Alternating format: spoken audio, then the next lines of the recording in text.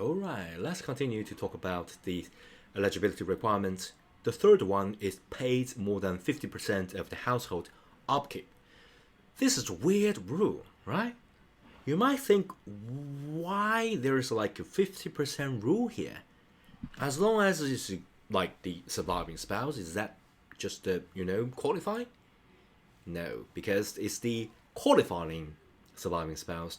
So that's the tricky part about this specific filing requirements. Is because it seems weird, seems pretty strict, and I expand a lot of tax logic. The tax logic explanations can be really hard, but I often said that you should explain this and understand this and try to get around this thorny problem, because you need to stand from different angle, and that angle is this legislative angle. So basically, why you put this law out? What's the fundamental problem this law tried to solve? Okay. So basically, the qualifying surviving spouse, this specific thing exists in order to protect the surviving spouse, especially the surviving parent, from the sudden tax increase after one spouse passed away. Because whether it's a widow or widower, you don't want this financial shock after one the spouse passed away, got no income at that end, and then suddenly the tax still charge you, and if you just file that singly, some of the benefit you won't be able to enjoy. That's kind of financial shock that I want to avoid. So basically, the IRS point of view is that it will give you, the widow or widowers, 2 more years of the same benefit that you already enjoy while still married, and just say, hey, everything's still fine, okay, and I'm going to treat you as if nothing had changed before, okay, and then after you already go through this really hardship period, and then I'm going to treat you equally as anyone else. Okay? But here's the thing. Why they need to verify you paid for more than 50% of household upkeep? Okay? So basically the QSS status is a kind of benefit from the IRS point of view. Okay? And if one of the spouse passed away and they treat you as a one economic unit, and they need to make sure that you are the main person, the surviving spouse, not you, of course. I use that to indicate to the surviving spouse. Sorry about that. The surviving spouse is the one who still maintains the house and still pays, if they got dependents and children, they still pays for the children and still covers for these core living family expenses. If they paid more than 50%, then they are clearly the main provider. So that means that surviving spouse got hit the most, and I'm going to protect it from the law point of view. Okay? So if you think about this, in real life, it's more complex. So for example, if the surviving spouse, say, still got parents, and parents pay for, say, 90% of the expense, okay? Or maybe they are supporting their very outstanding siblings, or maybe they find new partners, or maybe they claim some government programs that paid most of the upkeep, or maybe some unrelated, but they are seeing someone, right? And these other adults paid for most of the house upkeep. Things happen, and in this specific scenarios, all the parents, siblings, and new partners, government programs, and or other adults and all that, is kind of like inclusive, as long as the surviving spouse is not the one who paid most of the home upkeep. And the other says, well, even though you are the surviving spouse, but you are not the one who actually keeping the house. Actually, you received benefit from someone else, and someone else is the one who keeping the house. So basically, the surviving spouse is not the person who carried the role of like the deceased spouse and used to play, right? So basically, the qualified QSS, the Q is very, very important. It's not just say, hey, as long as the surviving spouse is then qualified, but it needs to qualify. And this is to qualify. So basically, I need to take the responsibility, take this like the pressure. Okay? So the QSS is not, for example, if the people who are living with parents, right? So they're living on the same roof, they're living together.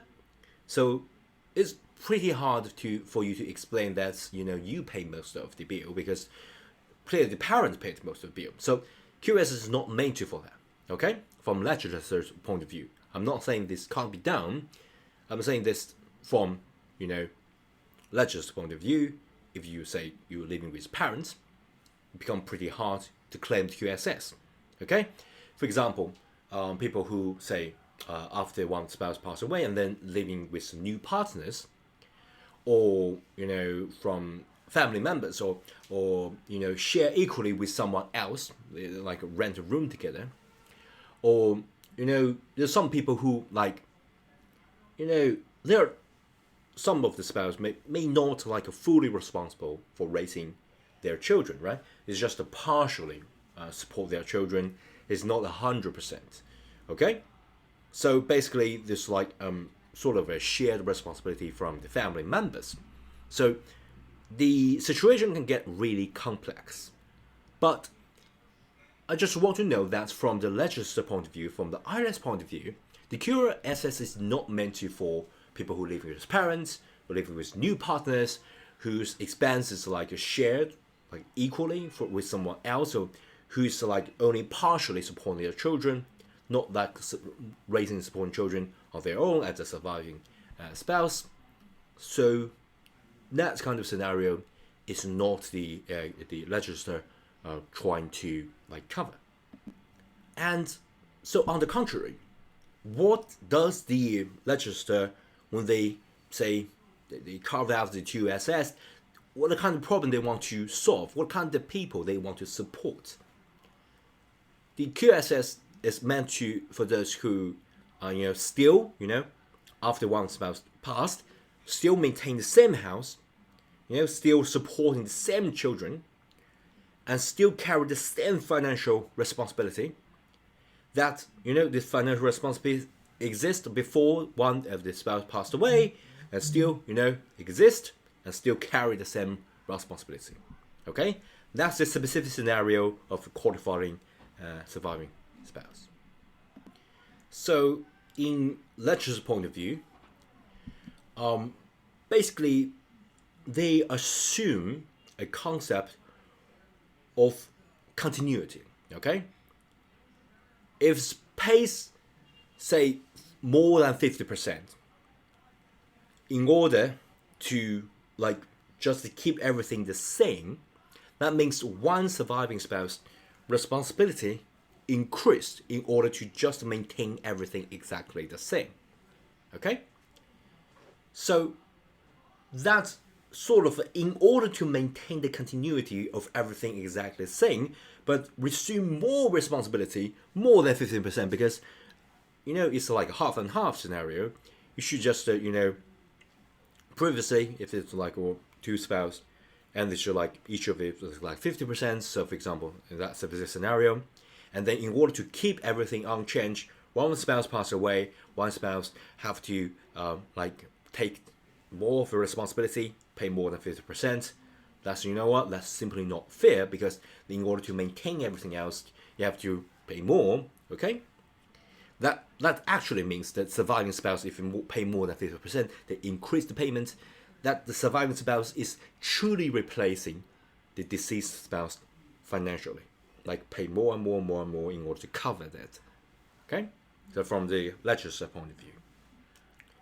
So if one of the spouse, say, pay less than 15%, right? So for example, pay just only like 20% or I don't know, 40% of the cost, then the structure of the home is no longer the same, okay? Because they pay less, then some other outside source must have paid the rest, okay? So basically, there is someone else who resumed the responsibility of more than 15%. That means someone has already taken over as the main provider of the house upkeep. And unfortunately, for example, like parents, like siblings, like new partners and all that, that's still considered someone else has already taken over as the main provider. So you know what? They lose the eligibility. They don't qualify. So you might heard the term of financial head. So in the term of financial head, all this, like 50%, more than 50%, all this legislative point of view, just to make sure that the widow or widower is the true financial head. Then, you know what? IRS will say, hey, that's good. You take most of the responsibility. You are the true financial head in the household. And you know what?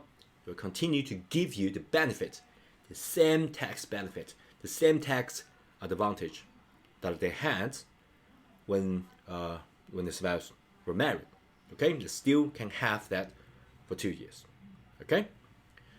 If not, so if they are not qualified, then the basis of the filing status, so basically the previous status need to be changed, and the prior married economic unit, right? So basically they treat this like filing jointly as the one economic unit. That economic unit doesn't exist anymore. Okay, as simple as that. So that's the reason is to waive 50%. I want to make sure the widow or widower still is the true financial head.